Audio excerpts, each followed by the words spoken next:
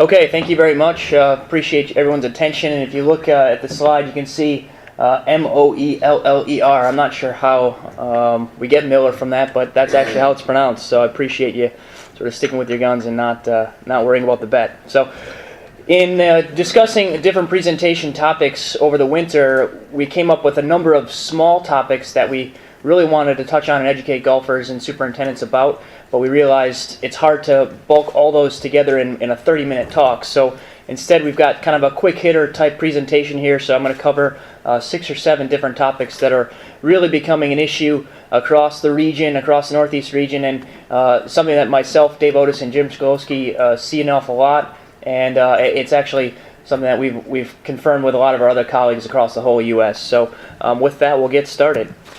So no question, the economic downturn in the game of golf has not been something that has been overlooked. We've seen this have a huge impact at golf courses across the Northeast region. The days of just having sort of a pile of money to sit on and to spend are certainly behind us. If we look at the average cost per hole, this is 2011 data from an accounting firm that works very closely with a lot of clubs in the Northeast region. You can see for some of the New England clubs, this is the average. Total cost per hole could be upwards of $69,000. That's really just not sustainable, and that's something that my colleague Dave Otis is going to talk about a little bit later in the day.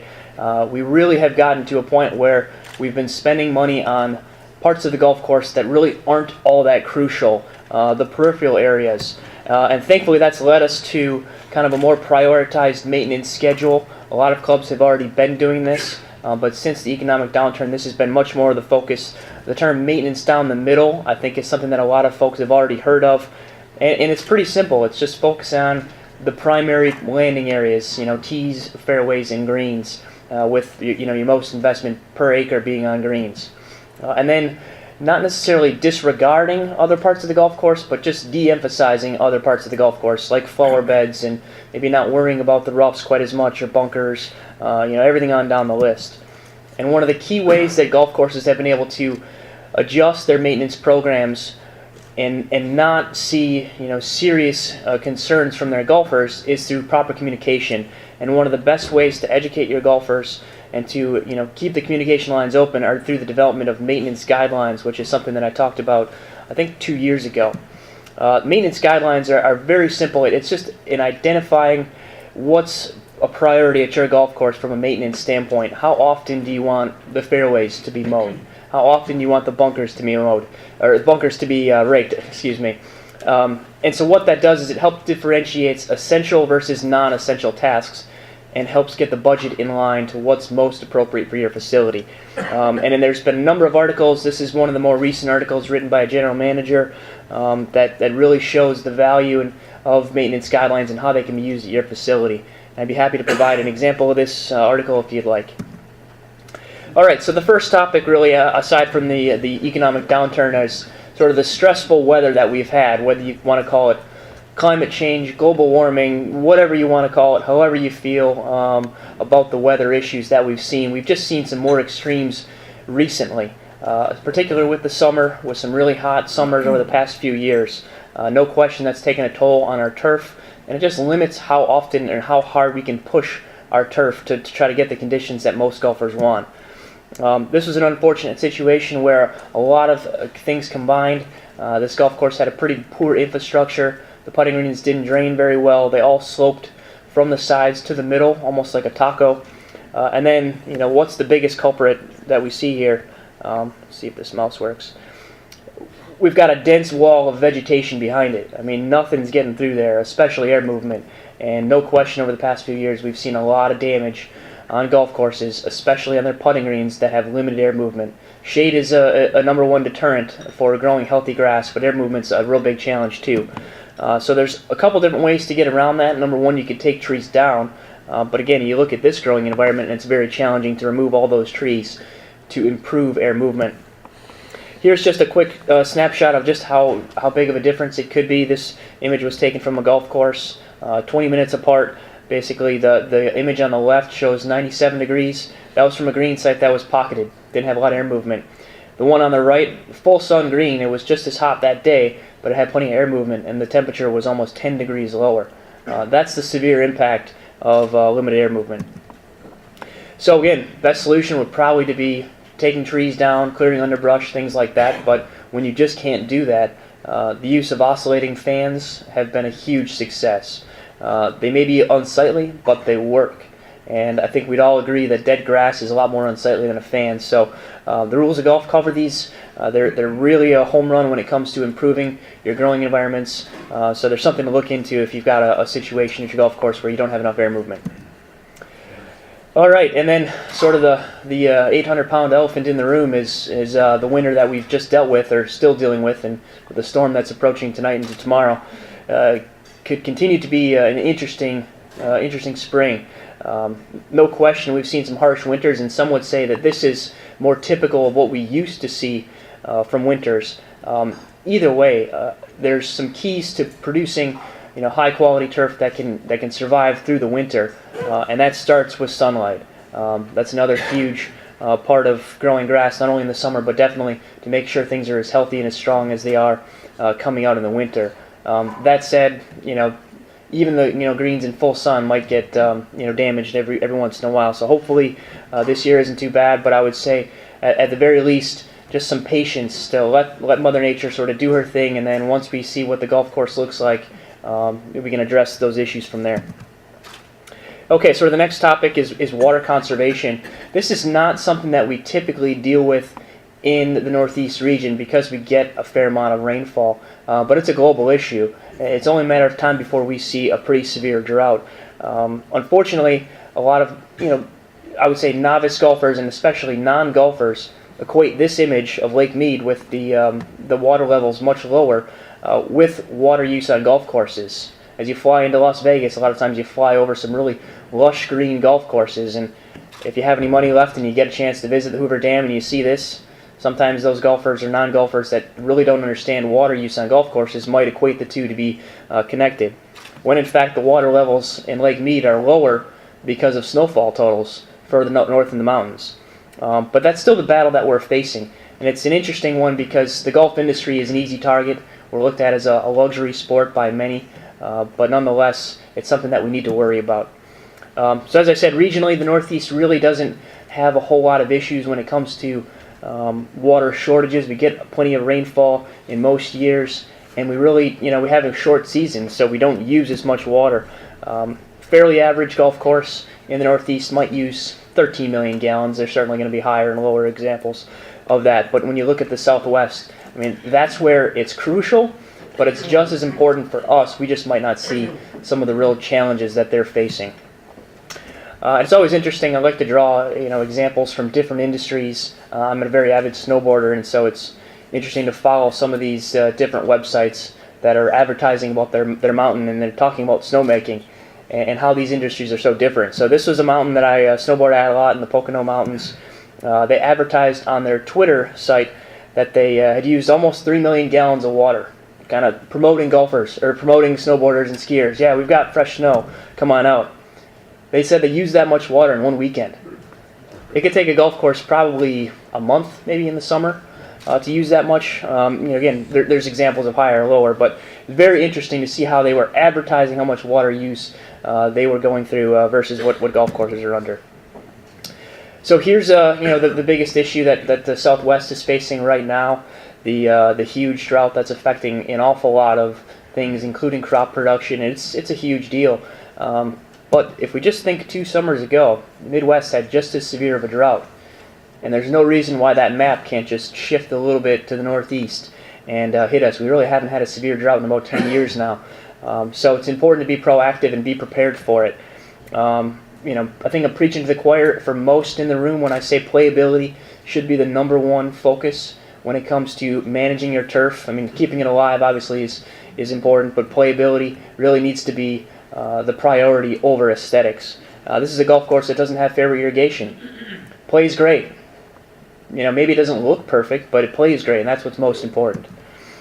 So just to continue on this real quickly, we've developed a micro site on USGA.org that focuses directly on golf's use of water. And if we have a wet year, maybe this website isn't all that useful to you, but if you do have any dry conditions or you're dealing with some water restrictions, water shortages, I would highly encourage you to check out this website, because it's going to be a huge resource not only for you as a superintendent or you as a club official, but something as simple as for golfers to understand why there might be water issues on your golf course. Okay, the next topic, bacterial wilt of bentgrass, and I'll kind of tie in nematodes along with this. We often realize that we grow a pretty weak grass for the most part in the Northeast. We're primarily growing poa annua on our putting greens, and that's a weed. It can produce some good conditions, but usually when it's bad, it's dead. Versus bentgrass, which I think everyone in the room probably that understands a little bit about agronomy knows that bentgrass is a far superior grass in terms of its stress tolerance. There is some issues with it though, and one of the things that we were concerned about starting in 2010 was this idea of bacterial wilt of bentgrass. And that's a very new disease hitting bentgrass that we were very worried about. The USGA has invested an awful lot of research at 3 different universities to try to figure out what's going on with this different disease. And the disease really only hit a few courses here or there to a severe extent, but we still wanted to figure it out. So this is a quick slide for the superintendents. Green Chairman, stick with me here. So it's a new disease. There's 2 different bacteria associated with it, Acetovorax and Xanthomonas. So far in the early research findings, it seems like Primo Max does increase some of the etiolation with the Acetovorax bacteria, but doesn't seem to do anything with Xanthomonas. So, kind of a shoulder shrug there, and Primo hasn't always been involved because we've seen this disease at courses that haven't applied Primo ever. So it's still kind of a head scratcher, unfortunately. Some other growth regulators might help limit this disease or the disease symptoms, but these growth regulators also can hurt poa annua, so you have to be careful with that. Prevention, there is one fungicide that is labeled for disease prevention, but it's been very inconsistent, and it's been specifically only marginally effective against Xanthomonas. And then curative control has been somewhat promising, but the material is unfortunately illegal and not labeled for turfgrass. So the long and short of it is we're still not really too sure about this disease. It's a scary one. It's brought on mainly by stress in the summer. So if you do have these symptoms develop, best advice is to sort of just do as much as you can to limit stress on your grass. So here's an image of it, another one that just doesn't look all that great. The bentgrass is kind of fading out and not looking great. Okay, another topic that we've seen, especially the past few years, is aggressive golf shoes. A lot of golf spikes causing damage. It's not just lazy golfers, that certainly is a part of it, but we've seen an increasing number of just golf spike issues, similar to when there's metal spikes causing problems here or there on golf greens. No question it's going to be more problematic when there's wet conditions and if your greens don't drain in particular. But this is a major issue, and like I said, it's not just a player problem. I threw out a poll, a very informal poll, to my Twitter followers, which are mainly superintendents, there's about 800 of them, and asked them if this was an issue, and in particular what shoe. And the overwhelming response was this shoe from Adidas was one of the main issues. I'm not going to say that it's just Adidas, because there's other spikes. There are other soft spikes that are just as aggressive like this, the Black Widows, things like that. But it's something to at least keep in mind, with your golf course, with what your pro shop is stocking, and trying to educate golfers to not be lazy, pick up their feet as much as they can, because this is a serious issue. And some would say they'd actually rather have metal spikes and see that damage as opposed to these soft spikes. And it's taken one club to go as far. This is a club in London, or just outside of London, that has actually banned this particular shoe. So this is a big issue. It's coming back, and hopefully we can try to curtail this problem before it really takes off. Okay, the next topic. Putting green speed is always an interesting one to focus on, and there's a lot of different angles to focus on it. And one of the things we've seen, not too much in the Northeast recently, but there's been a lot of discussion, is the idea of rebuilding putting greens to get more sustainable surfaces, things that drain better, play firmer, play faster, more consistent conditioning, because with 100-year-old putting greens with very weak grasses, it's hard to maintain a consistent level of playability from April, May, June, July, August. You have to back off most of the time. You see these peaks and valleys, as opposed to rebuilding and getting modern construction into modern grass. Well, one of the little side benefits to rebuilding and to getting a stronger grass is a lot of times you can maintain that at a faster speed. That should not be the reason to rebuild, but for a lot of people that's one of the sort of little hidden truths that they say, okay, well, we can rebuild and it'll be a little more sustainable and we can get greens of 11, maybe even 12. There are some huge consequences to that. In particular, there's some architectural consequences. But first and foremost, again, this was a club that did rebuild on Long Island, and they went from maintaining a root system in the summer that was a little less than a half of an inch to a root system that was well over 3 to 4 inches in the heat of the summer.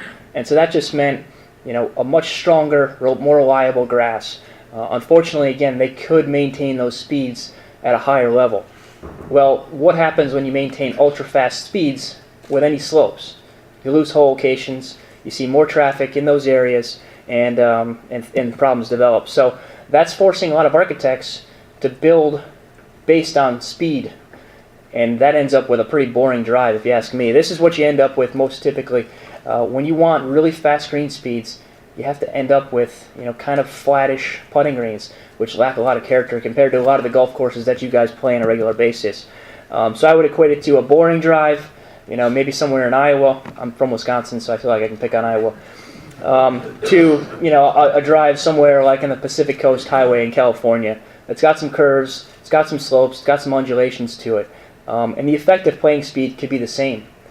A sloped green could feel like it's playing at a 12 or a 13, when in fact it might only be reading a 9 or a 10 on the state meter. So just something to keep in mind. If you really want fast greens, this is what you're going to have to end up with if you want slopes. This is a 16,000 square foot green behind our museum at Golf House. This is the consequence. In 16,000 square feet, most putting greens are between 4,000 and 6,000 square feet. So much different situation. Okay, next up, bunker preparation. This is an image from, I think, the 20s at Oakmont Country Club that John Zimmers, the superintendent there, provided to me. That's a hazard. You don't want to go there. This is a little bit closer to what we're dealing with now. This was a kind of a gimmick. I think this was for a member guest. They just did it on one bunker. But we've really taken a bunker prep to a whole new level.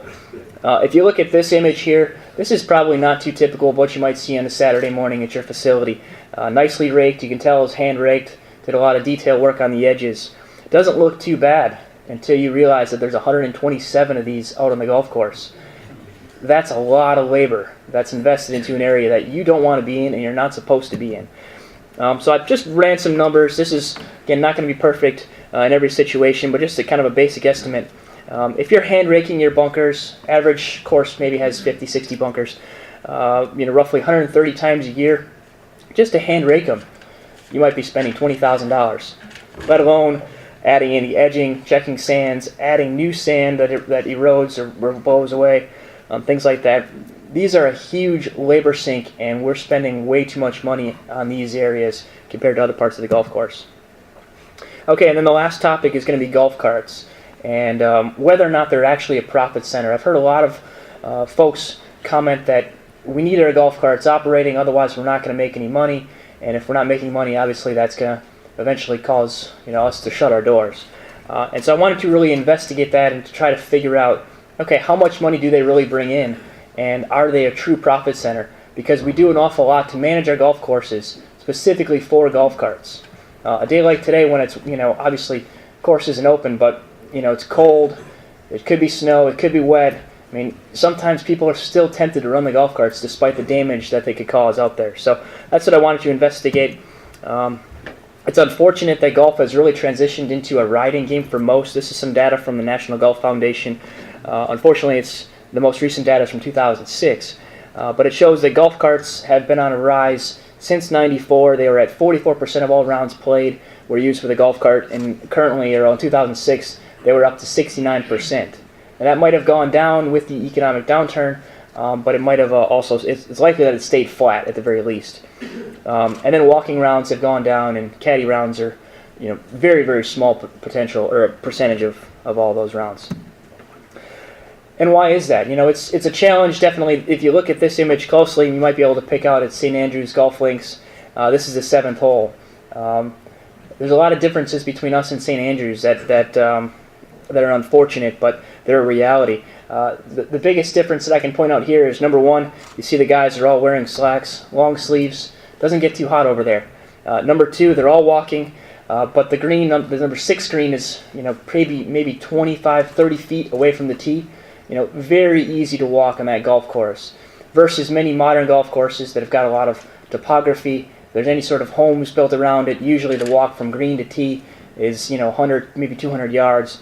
So we've done ourselves a disservice into making it more challenging to walk on a lot of these golf courses. But either way, I think there's a lot of folks that would admit they could walk, they just choose to ride. So again, if we think about how these golf carts impact our maintenance on a daily basis, that's where we start to see the numbers break down. So I did a survey of 180 representatives from the golf industry. They were about 50-50 between superintendents and golf pros that responded, and some general managers that completed this survey. And I made some assumptions. Now, these aren't going to work perfectly, but this article was supposed to be relevant for the entire U.S., so there's going to be some differences and some challenges to work perfectly for your facility. But nonetheless, made some assumptions that most people were working with 60 carts roughly for a fleet, all electric carts, asphalt paths that are primarily just around greens and tees in high value areas. They're not wall to wall.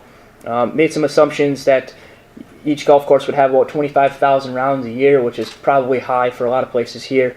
And also that we would charge $15 a cart, which is maybe low for here. And then that of all the rounds that played at your facility, the estimate of 69% of those rounds would be utilized with carts. So with that, we could come up with some basic cart costs. Cart replacement is going to be the most expensive part of managing the cart fleet, with most people wanting to replace their entire fleet over a 4 to 5 year period. Then when you think of the electricity that you spend, just the little things, cleaning supplies, routine maintenance. I mean, how many times does a steering wheel somehow get broken? Things like that. There's a lot of little hidden costs that are associated with carts. Then the maintenance practices that we do just to deal with the carts. Things like, applying asphalt to different cart paths that have been worn down. It's not uncommon for facilities every couple of years to invest $50,000, $60,000, $70,000 to put fresh asphalt on some paths. Same thing with curbing, blowing off debris, edging, you name it. I'm just going to run through these and summarize at the end. And then finally, all these little things that we forget that we do just for carts. The ropes and stakes out on the golf course are an eyesore, and they're frustrating for golfers to see, and superintendents don't like them anymore, but they're crucial when you have a lot of golf carts. The more you have these things, the better off your golf course is typically going to be able to spread traffic. So if you spend 5, 10, 15 labor hours per week on just moving ropes and signs, that's significant expense. Same thing with the extra time it takes when you're mowing the rough, mowing the fairways, and the operators have to stop, get off their machine, move the ropes, mow the area, and then move them back. That all adds up. And then finally, there's just some areas that you have to resod every year or add extra seed, fertilizer, hand watering, things like that. These all add up. So if we compare the expenses to projected revenue, we can start calculating net cost. So here's projected revenue. Again, this is going to be very simplistic, based on how much you charge for your round of golf with a cart, and then also how many rounds you receive that are with a cart. So I estimated 25,000 rounds a year with $15 a cart. So that's a little over $250,000 is what you'd expect to see at your facility with gross cart revenue. Again, depending upon what you charge for a cart, it's going to be different. But then when you compare that to all the expenses that are associated with it, if you look at, I broke it down into a course that's got sort of a moderate level of input and a high level of input. You don't want to see any damage from carts whatsoever at a high input club. Just the cart cost alone could cost you around $140,000. You subtract that from your projected revenue of $258,000, you see your actual revenue is only $118,000 from carts. That's still a significant number, but it's more important to look at the total expenses that are associated directly with golf carts, and then realize, okay, what are we doing with that profit? Maybe we should direct some of that profit that we receive from golf carts towards the maintenance budget so we can manage this traffic a little bit better, and hopefully minimize the impact of carts that we have on our golf course. I don't expect golf carts to go away, but if we can manage them a little bit better and hopefully invest in the right areas of our golf course so we can deal with the traffic, things can be a lot more sustainable long term. So with that, I'd be happy to take any questions if I have time. Otherwise, I'll certainly be here at lunch. Yes, sir. Could you describe summer stress when you're talking about grass? What's the stress you're referring to? Summer stress in reference to bacterial wilt of bentgrass? Was that? You were talking about it in connection with that, yeah. Yeah.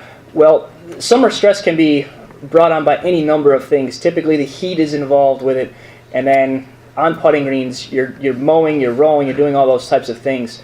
With bacterial wilt, typically you'll see sort of an etiolated blade, which is a fancy term for the blade is twisted and it grows maybe 2 or 3 times the pace of what it normally would grow. So if we maintain a putting green at 1/8 of an inch, it would grow and it'd almost look like it hasn't been cut for a week in just these little small sections.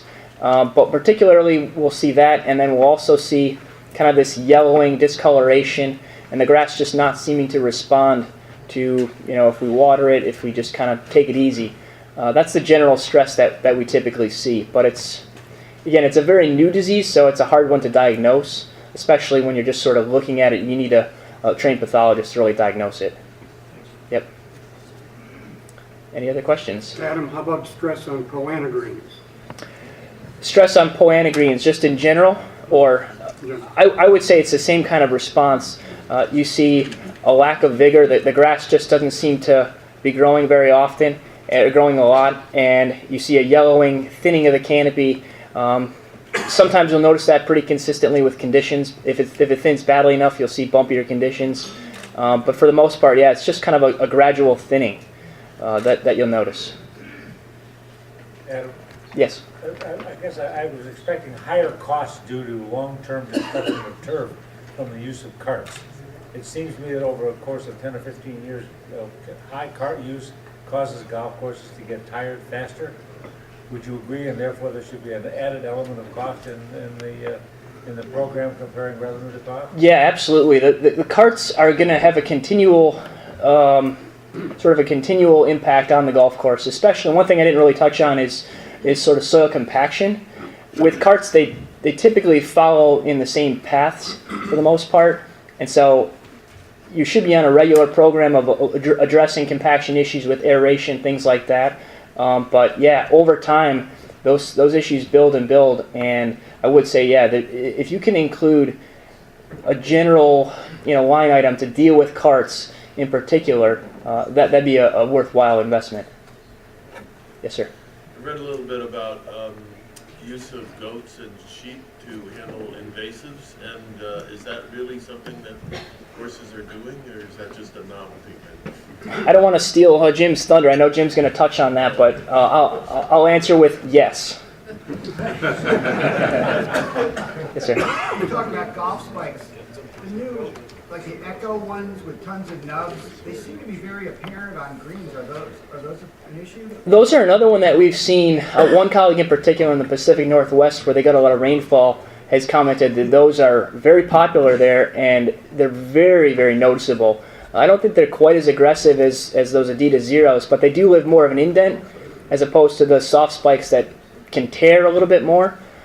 So yeah, it's definitely a player problem, but it's a shoe problem as well. And the more you can do to maintain firm greens and dry greens, I think the less those issues you'll see. But again, we get plenty of rainfall, so it's hard to avoid that at times.